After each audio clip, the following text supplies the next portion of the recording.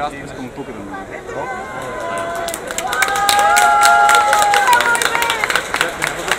Никъде. Благодаря много. Малката принцеса е Дари. Тя е от моя клуб от вече много време. От колко години тренираш в клуба? От 4 години тренира в клуба.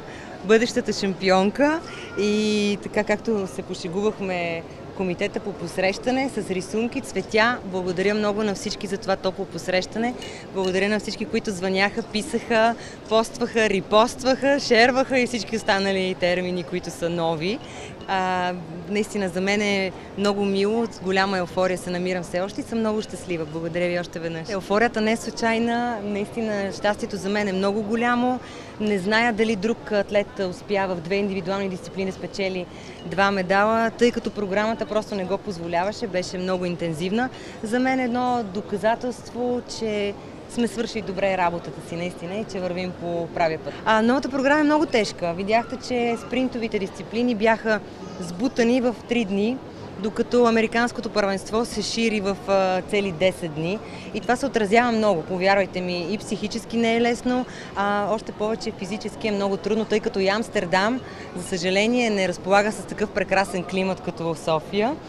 Беше доста по-студено, вчера валя, наистина атмосферните условия са много по-различни и всичко това оказва влияние върху състезателите. Наистина е много напрегнато и много тежко, но пък се справихме. Кое ти помага да продължаваш да постигаш успех и това, че бягаш по-освободено, опита, който си натрупала?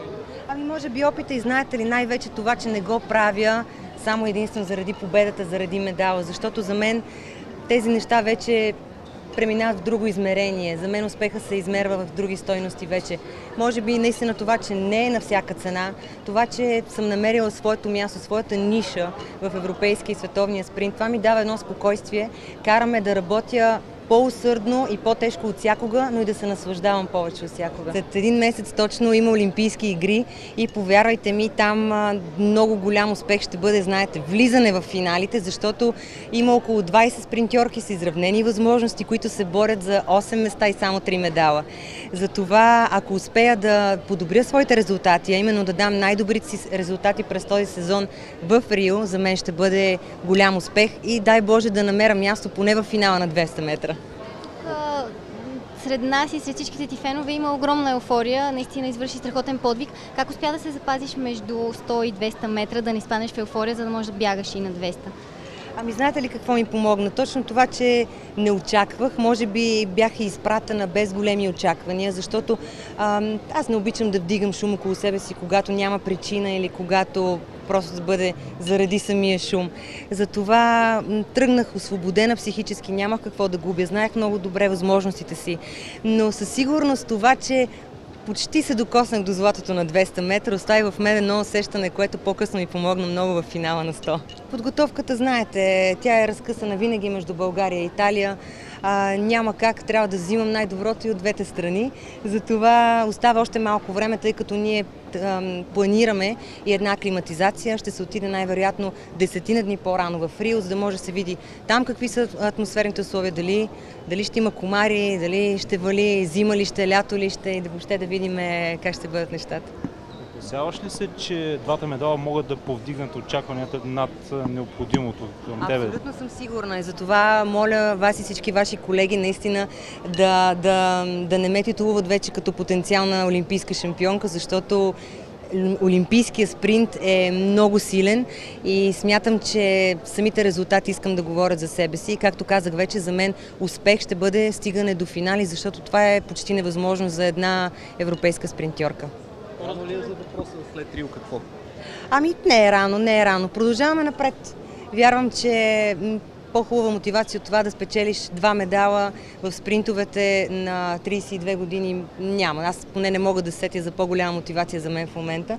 Така че продължавам напред, докато се наслаждавам. Какво е усещането да си най-опитното на стартовата линия? Искат ли ти съвети по-младите състезателки, когато си говориш? Интересно, защото виждам едно голямо уважение в техните очи.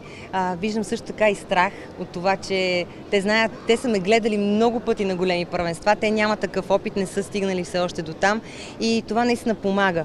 помага, но наистина, повярвайте ми, там е много тежко. Особено на финалните бягания е много тежко, защото знаеш, че всички искат това, което и ти искаш, и той е в краката ти, и в душата ти, но е много трудно да го направиш, тъй като зависи от толкова много неща в този момент. Дафне е невероятна. Наистина, тя е една от най-приятелски настроените спринтьорки в световен мащаб към мен. Много възпитано момиче, със страхотно уважение. Не зная дали защото сме бягали дълги години в обратната позиция. Аз много дълго време съм я побеждавала, но тя има много, много голям респект към мен, което наистина и прави чест и създава, както казах, едно много добро приятелство между нас. За мен лично факта, че тя не участва на 200 метра, се концентрира само на 100, ми подсказваше, че може би гони европейски рекорд на 100 метра. И наистина, ако условията се бяха запазили каквито бяха в първите 2 дни на 200 метра, може би това ще да бъде реалност, но за нея резултат от 10,90 е както за мен резултат от 11,20. Малко под възможностите, но беше ветровито, студено, самата писта е много особена.